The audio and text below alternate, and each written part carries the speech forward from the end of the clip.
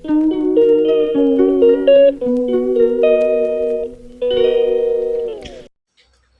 இங்கே ஒரு கூட்டத்தை பார்க்க போயிருக்கீங்க, மிச்சர் கூட்டம்.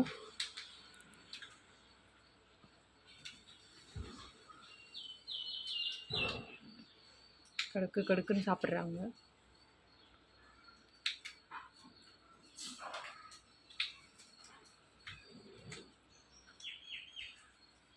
அண்ணா ரூமுக்கு போய் மூத்த போனியா? இங்கே பாரு அண்ணா ரூமுக்கு போய் மூத்த போனியா?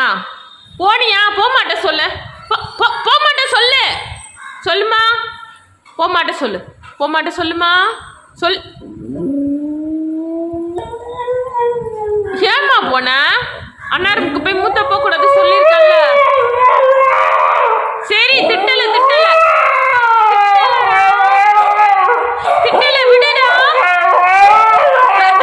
சரி அம்மா போகக்கூடாது. அண்ணா ரூமுக்கு போய் மூத்த போகக்கூடாது. சரியா? ஐப்பா ரொம்ப நாள் ஆச்சு இல்லை குக்கிங் வீடியோவில் பார்த்து ஒரே ஹேரு ஸ்கின்னு இந்த மாதிரி போய்கிட்டு இருக்கு. இன்னும் ஹேருக்கும் ஸ்கின்னுக்கும் இன்னும் நிறையா டிப்ஸ் வரும். சரி இப்போ டின்னர் பண்ணலான்னு சொல்லிவிட்டு எண்ணெய் ஊற்றினேன், தக்காளி போட்டேன். சரி வீடியோ எடுக்கலாம் அப்படின்னு சொல்லிட்டு என்ன டின்னர் கிரேவினா இன்றைக்கி தோசை தான். இட்லி ஊற்ற போகிறதில்ல, மாவு இன்னும் பொங்கலை. மாவு அரைச்சேன், இன்னும் பொங்கவே இல்லை. குளிர்னாலேயோ என்னவோ. சரி இப்போ மணி 6 o'clock கிட்ட தான் ஆகுது. பாப்பா பொங்குதன்ல நான் கல் தோசை மாதிரி ஊற்றிடலாம். இதுக்கு நீங்கள் வெங்காயம் வேணும்னாலும் வெங்காயம் போட்டுக்கலாம். நான் வெங்காயம் போடலை, தக்காளி மட்டும்தான் சேர்த்துருக்கேன். என்ன கிரேவினா உருளைக்கிழங்கு வேக வச்சு எடுத்து வச்சுருக்கேன். இது என்ன தெரியுமா? மிளகா பஜ்ஜி வீட்டில் போட்டேன். கொஞ்சம் சாப்பிட்டுட்டு மீதி இருந்தது. ஏன் மீதி இருந்ததுன்னா என்ன பண்ணிட்டேன், மிளகா பஜ்ஜி வந்து அந்த மிளகா தீர்ந்த உடனே நம்ம குக்கிங் பண்ணுவோம் இல்லையா, சமையல் மிளகா, அந்த குட்டி மிளகாவை போட்டு பண்ண செம்ம காரம். யாருமே சாப்பிடலை. பெரிய மிளகா பஜ்ஜி சாப்பிட்டாச்சு, யாருமே சாப்பிடல. சரி இது வேஸ்ட் பண்ண வேணாம், சாப்பிடவும் முடியல, காரமாக இருக்கு, ஆனால் ஒரு கிரேவி பண்ணிடலாம் அப்படின்னு சொல்லிட்டு இப்போ தக்காளி வதக்கியிருக்கேன் இல்லையா, அது கூட இதையும் போட்டு உருளைக்கிழங்கு மசிச்சு போட்டு இஞ்சி பூண்டு போட்டு ஒரு சிம்பிளான சூப்பரான நம்மளே ட்ரை பண்ணுற ஒரு கிரேவி பஜ்ஜி போட்டு நல்லா வதங்கிட்டு இருக்கு. அதுக்குள்ளே நம்ம உருளைக்கிழங்கு மசிச்சிடலாம். நம்ம கருவேப்பிலை சேர்த்துக்கலாம். நீங்கள் இதில் வெங்காயம் வதக்கணுன்னா வெங்காயம் வதக்கிக்கலாம். வெங்காயம் சேர்க்கலை, எல்லாமே போட்டால் ரொம்ப அதிகமாகிடும். நம்மளே வேஸ்ட் ஆகிற ஒரு பொருளை எடுத்து தான் கிரேவியாக பண்ணுறோம். அப்போ கிரேவி அதிகமாக வேஸ்ட்டாக போச்சுன்னா ஆனால் வெங்காயம் நல்லா வதங்கணும். இப்போ வந்து நல்லா மசிச்சுக்கலாம், கட் பண்ணிவிட்டு மசிச்சுக்கலாம். சேர்த்து இருக்கட்டும்.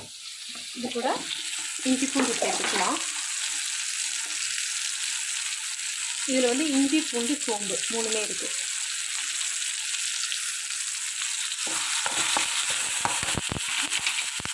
இதையும் இது கூட சேர்த்துக்கலாம். காரம் ரொம்ப நம்ம கம்மியாக தான் போடணும், ஏன்னா அந்த மிளகா கொஞ்சம் காரமான மிளகா.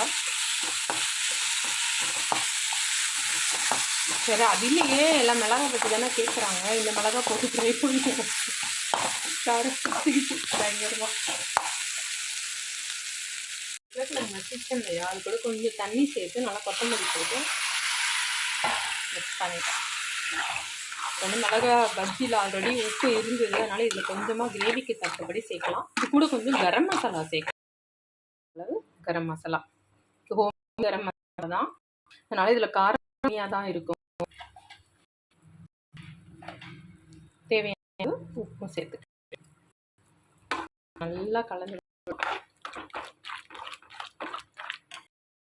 இப்போ வந்து இது நல்லா கொதிச்சிக்கிட்டு இருக்கு. இதை நம்ம கொஞ்சம் நேரம் மூடி வச்சிடலாம். மூடிட்டு கொஞ்சம் மேலே அப்படி எண்ணெய் நிற்கும் போது தயிர் எடுத்து வச்சுருக்கேன், கொஞ்சமாக தயிர் சேர்த்துக்கலாம். தேங்காய் அரைச்சி குருமா மாதிரி ஆகிடும், அதனால் கொஞ்சமாக தயிர் மட்டும் சேர்த்துக்கலாம். இப்போதைக்கு இந்த நேரம் மூடி வச்சிடலாம். இந்த டைமில் ஓப்பன் பண்ணிட்டு தயிர் சேர்த்துக்கலாம்.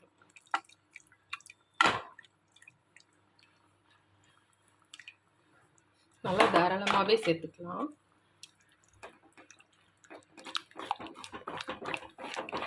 நல்லா மிக்ஸ் பண்ணி விட்டு சிம்மில் வச்சிடலாம். அவ்வளோதான்ப்பா, சிம்பிளான ஒரு கிரேவி ரெடி ஆயிடுச்சு.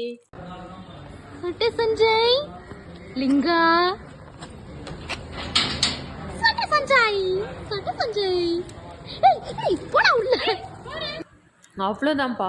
உங்களுக்கு இந்த வீடியோ பிடிச்சிருந்தா லைக் பண்ணுங்கள், ஷேர் பண்ணுங்கள், கமெண்ட் பண்ணுங்கள், சப்ஸ்கிரைப் பண்ணுங்கள். அடுத்த வீடியோவில் பார்க்கலாம்ப்பா. பாய்.